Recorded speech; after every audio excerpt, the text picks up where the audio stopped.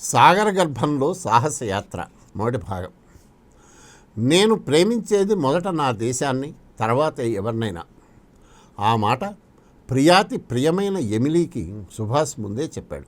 Vienna ప్రవాసంలో సుభాష్కు అతడి సెక్రటరీగా పనిచేసిన ఎమిలీకి నడుమ 1934 మధ్యలో చిగురించిన ప్రేమ మరుసటి సంవత్సరం అతడికి మేజర్ ఆపరేషన్ అయి కోలుకుంటున్న సమయాన పరాకాష్ఠకు చేరిందో లేదో సుభాష్ను దేశం పిలిచింది. అప్పుడు వెళ్ళినవాడు ఏనర్థం తర్వాత తిరిగి వచ్చి 1937 డిసెంబర్లో ఆమెను గాంధర్వ వివాహం చేసుకున్నాడు. అప్పుడైనా వారు కలిసి అన్యోన్యంగా గడిపింది కొద్ది రోజులై. కాంగ్రెస్ జాతీయ అధ్యక్ష బాధ్యత స్వీకరించడానికి అతడు ఇండియా వెళ్ళిపోయిన తర్వాత మళ్ళీ దంపతులిద్దరూ కలుసుకున్నది 1941 ఏప్రిల్లో బెర్లిన్లోనే. అక్కడ వారు కలిసి కాపురం చేసింది నిండా ఏనర్థం లేదు. ప్రేమకు ప్రతిరూపంగా గర్భం వచ్చిన తర్వాత ఎమిలీ కాన్పు కోసం వియన్నాలో పుట్టింటికి వెళ్ళింది. 1942 నవంబర్ 29న ఆడపిల్లను కన్నది. నెల తర్వాత సుభాష్ వియన్నాకు వెళ్ళి బిడ్డను చూశాడు. ముద్దుల కూతురికి అనిత అని పేరు పెట్టాడు. క్రిస్టమస్కు కుటుంబంతో హాయిగా గడిపి తిరిగి వచ్చిన కొద్ది రోజులకే బోస్ని మళ్ళీ దేశం పిలిచింది. తూర్పుకు తిరిగి వెళ్ళి మాతృదేశ విముక్తి కోసం పోరాడాలని సంవత్సరంగా నేతాజీ చేసిన ప్రయత్నాలు ఎట్టకేలకు నెరవేరాయి. తమ గుప్పెట్లో ఇమడని బోస్ను తూర్పుకు రానివ్వకుండా ఏడాదికి పైగా మోకాలెడ్డిన జపాన్ అతడొస్తే గానీ పరిస్థితులు చక్కబడవని అర్థమయ్యాక ఎట్టకేలకు 1943 జనవరి మధ్యలో గ్రీన్ సిగ్నల్ ఇచ్చింది. జర్మనీ తీరం నుంచి ఆఫ్రికా దక్షిణపు అంచు వరకు బోస్ని జర్మన్ జలాంతర్గామిలో పంపించి అక్కడి నుంచి జపాన్ సబ్మెరైన్లో తీసుకువెళ్లాలని ఇరు దేశాల మధ్య అంగీకారం కుదిరింది. ఈ సంగతి బయటికి పొక్కితే ప్రమాదం కాబట్టి ప్రయాణాన్ని అతి రహస్యంగా ఉంచారు. ఉన్న కాసిన్ రోజులు భర్తతో గడపటానికి జనవరి 20న వియన్నా నుంచి ఎమిలీ వచ్చింది. జర్మనీ వదిలే ముందు చక్కబెట్టాల్సిన పనులు చాలా ఉండటంతో సుభాష్కే తీరిక దొరకటం కష్టమైంది. అతడు బెర్లిన్లోనే ఉన్నట్టు లోకానికి కనిపించాలి కాబట్టి అతడు వెళ్ళిపోయాక ప్రసారం చేయటానికి భారత ప్రజలను ఉద్దేశించిన రేడియో ప్రసంగాలు అనేకం ముందే రికార్డ్ చేసి పెట్టారు. కొద్ది రోజులు రష్యన్ యుద్ధరంగానికి వెళ్ళి రావాలని అనుకుంటున్నట్టు కొద్ది మందితో నేతాజీ కావాలనే జనాంతికంగా అన్నాడు. జనవరి 26న భారత స్వాతంత్ర దినాన్ని యథాప్రకారం బెర్లిన్లో ఇండియన్ లీజన్ సైనికుల కవాతు నడుమ వైభవంగా జరిపారు. అదే జర్మనీలో బోస్ ఆఖరి పబ్లిక్ ఫంక్షన్. నెలాఖరులో జర్మన్ నౌకాదళ అధికారులు నేతాజీ నివాసానికి వచ్చి వైద్య పరీక్షలు జరిపారు. చేయబోయే ప్రయాణం ఎంత ప్రమాదభరితమో వివరించి ఇంకోసారి ఆలోచించుకోండి, క్షేమంగా గమ్యం చేరే అవకాశం 5% కంటే తక్కువ అని హెచ్చరించారు. నేతాజీ నవ్వేసి ఊరుకున్నాడు. బోస్ తన వెంట 3 సహాయకులను తీసుకువెళ్లాలనుకున్నాడు.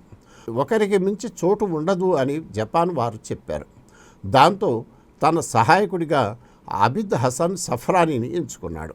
అతడు మన హైదరాబాద్ కుర్రాడు. బెర్లిన్లో ఇంజనీరింగ్ చదువుతూ నేతాజీ ప్రభావంలో పడ్డాడు. ఇండియన్ లీజన్లో మిలిటరీ శిక్షణ పొందుతున్నాడు.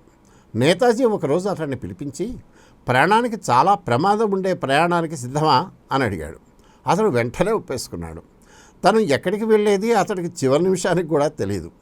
నేతాజీ వెంట వెళ్ళబోతున్నట్టు అసలే ఎరగడు. ఫిబ్రవరి 7 ఉదయం ఇంటి నుంచి బయలుదేరే ముందు ఎమిలీ చేతికి సుభాష్ ఒక ఉత్తరం ఇచ్చాడు. ఇది మా అన్నయ్య శరత్కు రాసిన ఉత్తరం. ఎప్పుడో కలిసినప్పుడు ఆయన చేతికే ఇవ్వు, జాగ్రత్త అన్నాడు.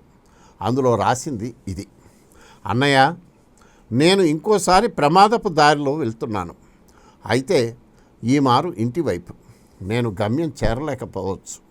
అలాంటిది ఏమైనా జరిగితే నేను మళ్ళీ ఈ జన్మలో కబురు పంపలేనేమో. అందుకే నా కబురును ఇక్కడే వదిలి వెళ్తున్నాను. ఎప్పుడో నీకు అందుతుంది. నేను ఇక్కడ పెళ్లి చేసుకున్నాను. నాకు ఒక కూతురు ఉంది. నా మీద నువ్వు జీవితాంతం చూపిన ప్రేమనే నేను లేకపోయినా నా భార్యాబిడ్డల మీద చూపించు. ఎమిలీ గుడ్ల నీరు కుక్కుకుంటూ గుమ్మం దగ్గరే ఆగిపోయింది. దూర ప్రయాణం చేయబోతున్నట్టు బయటికి పొక్కకూడదు కాబట్టి రైల్వే స్టేషన్ దాకా వెళ్ళి వీడ్కోలు ఇచ్చే వీలు లేదు. 9 ఏళ్ల వారి ప్రణయానికి 2 ఏళ్ల దాంపత్యానికి అదే ముగింపు. మళ్ళీ వారు కలవరు. బెర్లిన్ నుంచి రైల్లో ప్రయాణించి నేతాజీ మర్నాడు వేకువజామున జర్మనీ ఉత్తర తీరాన కీల్ రేవు పట్టణం చేరాడు. జర్మన్ విదేశాంగ శాఖ ఉన్నతాధికారులు వెర్త్ కెప్లర్లు జర్మనీలో కుడిభుజంగా పనిచేసిన సిఎన్ నంబియార్ హార్బర్ దాకా వెంట వెళ్ళి వీడ్కోలు ఇచ్చారు.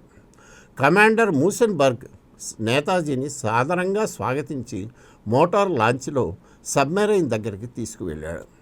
తెరిచి ఉన్న పైమూతలోంచి బోస్ హసన్ లోపలికి ప్రవేశించిన కొద్దిసేపటికే జలాంతర్గామి బయలుదేరింది.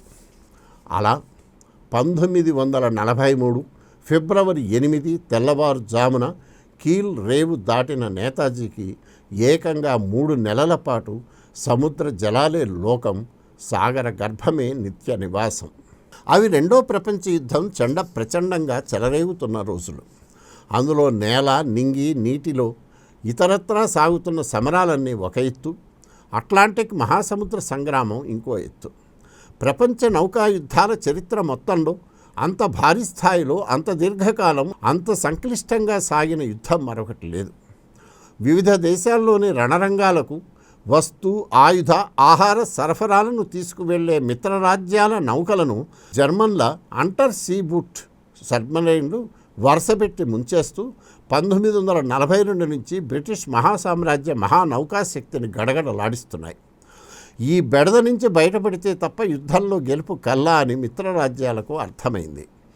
బ్రిటిష్, అమెరికన్ యుద్ధ నౌకలు కనిపిస్తే చాలు ధ్వంసం చేయటానికి అంటర్ సీ బూట్లు వేటాడుతుంటే, శత్రువు జాడ ఎక్కడ కనిపిస్తే అక్కడ తడాఖా చూపించటానికి బ్రిటిష్, అమెరికన్ యుద్ధ విమానాలు ఆకాశంలో, యుద్ధ నౌకలు సముద్ర జలాల్లో 1000 కళ్లతో గాలిస్తున్నాయి. సముద్ర గర్భంలోంచి వెళ్లే జలాంతర్గాములను ఆ దారిలోనే కడతీర్చటానికి మిత్రరాజ్యాలు సముద్రపు లోతుల్లో మందు పాతలను తమకు వీలున్న చోట్లన్నిటా అమర్చాయి. ఏమాత్రం అజాగ్రత్తగా ఉన్నా బాంబులు పేలుతాయి. జలాంతర్గామికి, దానిలోని వారికి జల సమాధి అవుతుంది. అలా సముద్రాలు మహోద్రిక్తంగా ఉన్న భీకర యుద్ధ సమయంలో సుభాష్ చంద్రబోస్ అట్లాంటిక్, హిందూ సముద్రాల గుండా 2 ఖండాల మీదుగా 9000 కిలోమీటర్ల ప్రమాదభరిత ప్రయాణానికి U-180 సబ్మెరైన్లో ఆకుపచ్చ రంగు కెప్టెన్ యూనిఫామ్ వేసుకొని బయలుదేరాడు. నేతాజీ వివిఐపి కావటం వల్ల ఆయన హోదాకి తగ్గట్టు 7-8 జలాంతర్గాములు బారులు తీరి కీల్ రేవు నుంచి డెన్మార్క్ దాకా ఎస్కార్ట్గా అనుసరించాయి. దారిలోని నీటి లోతుల్లో పేలుడు పాతరలేమైనా ఉంటే కనిపెట్టి ఏరివేయటానికి ఒక మైన్ స్వీపర్ పైలట్లా ముందు నడిచింది. ఆ ప్రాంతాలన్నిటా జర్మన్ నౌకా విమాన దళాలదే సర్వాధిపత్యం కనుక జలాంతర్గాములన్నీ ఉపరితలం మీదే దర్జాగా పయనించాయి. నేతాజీ, హసన్లు బ్రిడ్జి మీద నుంచి సముద్ర సోయగాలను తిలకించారు. తటస్థ దేశమైన స్వీడన్ మీదుగా వెళ్ళేటప్పుడు మాత్రమే తీరంలోని వారెవరైనా గుర్తుపట్టకుండా నేతాజీ లోపలికి వెళ్ళాడు. ఆ ఉత్తర స్కాట్లాండ్, ఐస్లాండ్ల మధ్య ప్రాంతంలోకి అడుగుపెట్టాక ప్రమాదాలతో పందెం మొదలైంది. అటుకేసి శత్రు జలాంతర్గాములు రాకుండా బ్రిటిష్ వారు ఆ జలమార్గం పొడవునా సముద్రపు లోతుల్లో బాంబులు అమర్చారు. ఏమాత్రం అజాగ్రత్తగా ఉన్న మందు పాత్రలు పేలతాయి. జలాంతర్గామిలోని వారు జల సమాధి అవుతారు. అందుకని ఐస్లాండ్, ఉత్తర స్కాట్లాండ్లను బైపాస్ చేసి బ్రిటిష్ యుద్ధ విమానాల డేగ కళ్లకు చిక్కకుండా ఉత్తరానికి మళ్ళీ ఫారో దీవులకు ఉత్తర దిశగా పెద్ద చుట్టూ తిరిగి యూబోటు ఉత్తర సముద్రాన్ని చేరుకుంది. ఎముకలు కొరికే చలి, భయానకమైన ఉత్తర అట్లాంటిక్ వాతావరణం, పొంచి ఉన్న బ్రిటిష్ గస్తీ నావలు, గద్దల్లా తిరిగే శత్రు విమానాలు, వీటిని తట్టుకుంటూ ముందుకు వెళ్ళటం కత్తి మీద సాము. పగటిపూట ప్రయాణం ప్రమాదం కాబట్టి సముద్రపు అడుగునే ఉన్న చోట మునిగి ఉండాలి. రాత్రిపూటే పైకి తేలటం. సరిగ్గా అదే సమయంలో ఏకంగా 10 రోజుల పాటు పెద్ద తుఫాను. సబ్-జీరో టెంపరేచర్లో సబ్మెరైన్ డెక్ గన్ మంచు ముద్దలా కొయ్యబారిపోయింది.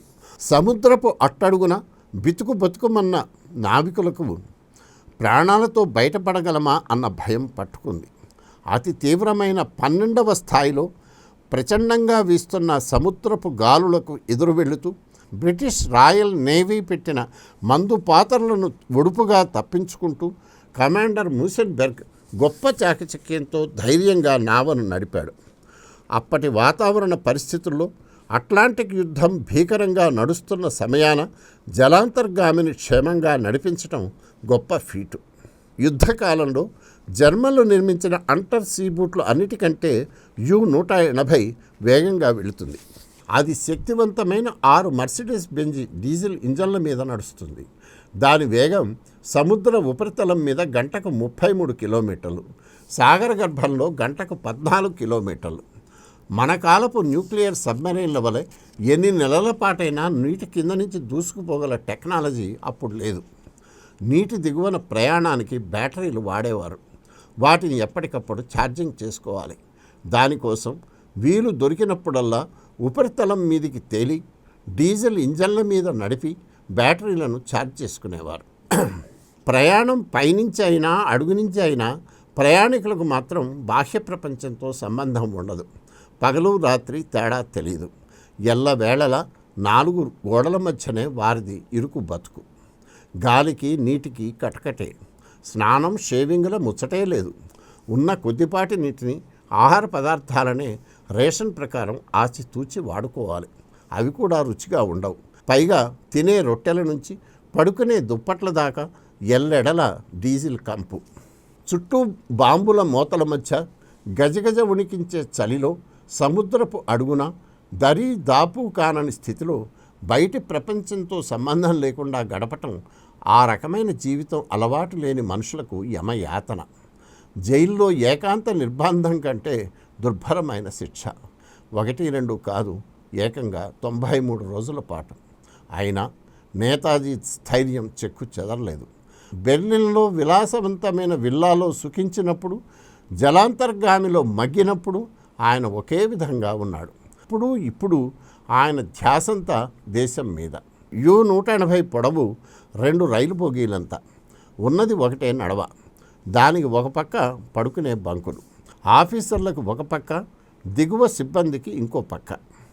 నేతాజీకి ఆఫీసర్ల వైపు, హసన్కి సిబ్బంది వైపు బంకులు కేటాయించారు. వాటిని నడవాను వేరు చేస్తూ పార్టీషన్ ఏమీ ఉండదు. ఎవరికైనా ఉండేదల్లా పడుకోవటానికి సరిపడా చోటు. ఆ పక్కనే మనుషులు ఎల్లవేళలా నడుస్తుంటారు కాబట్టి మరుగు అనేది ఉండదు. ఆఫీసర్లు విడతల వారీగా భోజనం చేయటానికి 6 కుర్చీలు, బల్ల ఉన్నాయి. మిగతా వారు బంకులో కంచం చేతిలో పట్టుకొని తినాలి. అన్ని బాపతులు కలిపి మొత్తం 63 మంది నావికులు.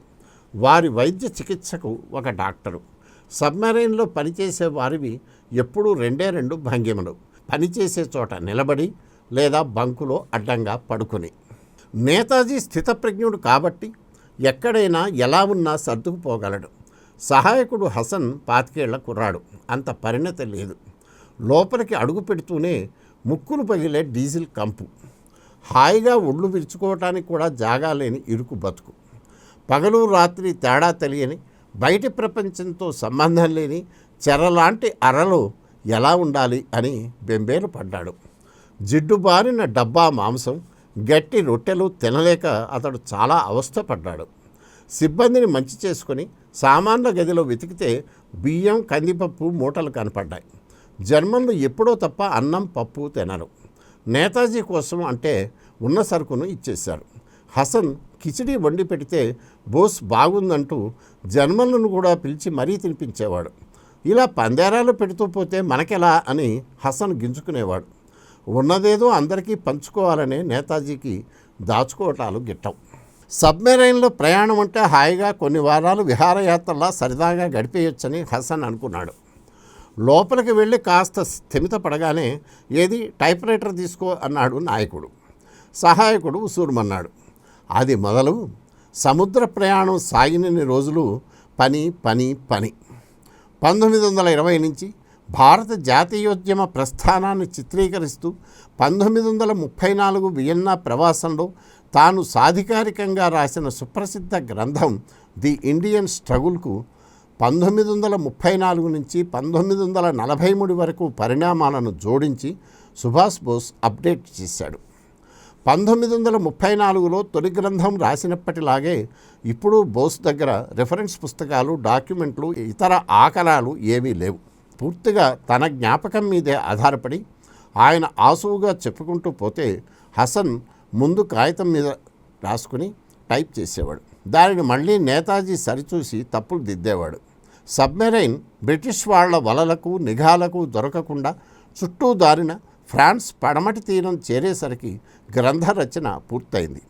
బ్రెస్ట్ రేవులో ఇంధనం నిలుపుకోవటానికి, అవసరమైన సరుకులు తీసుకోవటానికి యూబోట్ ఆగింది. అక్కడే తన పుస్తకం రాత ప్రతిని వియన్నాలో అర్ధాంగి ఎమిలీకి, కొన్ని ఉత్తరాలు బెర్లిన్ సహచరులకు నేతాజీ పోస్ట్ చేశాడు. యూరప్ ఖండంలో అదే ఆయన చిట్ట చివరి మజిలీ. ఆ తర్వాత నేతాజీ తూర్పు వెళ్ళాక ఎలా పనిచేయాలి అన్న దాని మీద ధ్యాస పెట్టాడు. జపాన్ ప్రధాని టోజోతో ఎలా మాట్లాడాలి, ఏమి అడగాలి, అతడు వేయబోయే ప్రశ్నలకు ఏమి జవాబు ఇవ్వాలి, కావలసింది ఎలా సాధించాలి అన్న వాటిపై పెద్ద కసరత్తు చేశాడు. అందులో భాగంగా హసన్తో రోల్ ప్లే చేసేవాడు. నువ్వే టోజో అనుకో, ఎలా ఆలోచిస్తావు, నన్ను ఏమడుగుతావు, నేను చెప్పేదానికి ఎలా స్పందిస్తావు, ఆలోచించు, అలాగే మాట్లాడు అనేవాడు. ఆ రకంగా వారి రిహార్సల్లో చాలా ప్రశ్నలు వచ్చాయి. బోలెడు సమస్యలు ముందుగా ఊహించబడ్డాయి. తర్వాత కాలంలో అవి నిజమయ్యాయి. అన్నిటికీ ముందే సిద్ధపడినందువల్ల నేతాజీ దేనికి కలవరపడలేదు. ఊహించని సవాలు అంటూ ఆయనకి టోజో సహా ఎవరి నుంచి ఎదురు కాలేదు. తాను జన్మలో అడుగుపెట్టని తూర్పు ఆసియాలో, తాను ఏనాడూ చూడని విదేశీ పాలకులతో, తనకు అలవాటు లేని సైనిక సంగ్రామ విషయంలో ఎదురవబోయే సవాళ్లను ముందే ఖచ్చితంగా ఊహించగలగటం ఆషామాషి ప్రజ్ఞ కాదు. అలాగే రంగంలోకి దిగాక తాను వేయబోయే ప్రతి అడుగును, చేయబోయే ప్రతి ప్రకటనను, అమలుపరిచే ప్రతి విధానాన్ని నేతాజీ కడు జాగ్రత్తగా యోచించాడు. రాత్రులు 8 గంటల పాటు పడుకున్నా అర్ధరాత్రి దాటాక 2 గంటలకు ముందు ఏనాడూ నిద్రపోలేదు. మళ్ళీ ఉదయం 6 గంటలకు ముందే లేచేవాడు. నిద్రలోనూ మెలకువలోనూ స్వాతంత్ర యుద్ధం గురించే తలపోసేవాడు. స్వతంత్ర భారత తాత్కాలిక ప్రభుత్వ స్వరూపం ఎలా ఉండాలి, అందులో ఏ ఏ విభాగాలు ఉండాలి, వాటి బాధ్యతలు ఏమిటి, ఆర్థిక సైనిక పరిపాలనా వ్యవస్థలను ఎలా పనిచేయించాలి అన్నవి నేతాజీ కూలంకషంగా ఆలోచించాడు. వివిధ సందర్భాలలో వెలువరించబోయే విధాన ఘోషణ పత్రాలను, చేయబోయే ప్రకటనలను, ఇవ్వబోయే ప్రసంగాలను బహుజాగ్రత్తగా రూపొందించుకున్నాడు. వాటిని ఒకటి తర్వాత ఒకటిగా నేతాజీ చెప్తుంటే హసన్ రాసుకునేవాడు. టైప్ చేశాక నాయకుడు సరిచూసి టైపింగ్లో తప్పులను దిద్దేవాడు. ఫైనల్ కాపీలను ఒకసారి చదువుకొని చించి పారేసేవాడు. అయ్యో, ఇప్పటిదాకా పడ్డ కష్టమంతా వృధా అయిందే అని హసన్ బాధపడేవాడు. అతడికి తెలియనిది ఏమిటంటే, ఒక్కసారి మనసులో కూర్పు చేసుకున్నాక మళ్ళీ కాగితాల అవసరం నేతాజీకి ఉండదు. తర్వాతి రోజుల్లో స్వతంత్ర భారత తాత్కాలిక ప్రభుత్వం ఏర్పాటు గురించి సింగపూర్లో ప్రకటన చేసేటప్పుడు నేతాజీ స్పీడు చూసి ఆయన ప్రచార శాఖ మంత్రి ఎస్ఏ అయ్యర్ నోరు వెళ్ళబెట్టాడు. రైటింగ్ ప్యాడ్ తీసుకొని చకచకా రాసి ఒక్కో కాగితం పూర్తవగానే టైప్కి ఇచ్చాడు. టైప్ అయ్యాక ఒక్క పదము మార్చవలసిన అవసరం పడలేదు. అది చూస్తుంటే ఆ ప్రకటన పాఠం అంతటినీ ఆయన ఎప్పుడో రాసుకొని జ్ఞాపకం నుంచి దాన్ని మళ్ళీ కాగితం మీద పెట్టినట్టు నాకు తోచింది అంటాడు తన on to him a witness గ్రంథం 64వ పేజీలో ఎస్ఏ అయ్యర్. సముద్రపు అడుగున ఆ ప్రకటన రూపుదిద్దుకున్న వైనం అతడు ఎరగడు. మన all time great national hero, one and only Netaji Subhash Chandrabose అద్భుతంగా సాగించిన సాయుధ స్వాతంత్ర మహాసంగ్రామాన్ని కళ్లకు కట్టించే ఎంవీఆర్ శాస్త్రి గారి నేతాజీ ఆడియో బుక్లోని ఒక అధ్యాయాన్ని ఆయన స్వరంలోనే మీరు విన్నారు. దీనిపై మీ అభిప్రాయాన్ని దయచేసి తెలపండి. నేతాజీ గ్రంథం గురించి, శాస్త్రిగారు రాసిన అనేక ఇతర పుస్తకాల గురించి వివరాలను వీడియో డిస్క్రిప్షన్లో చూడండి.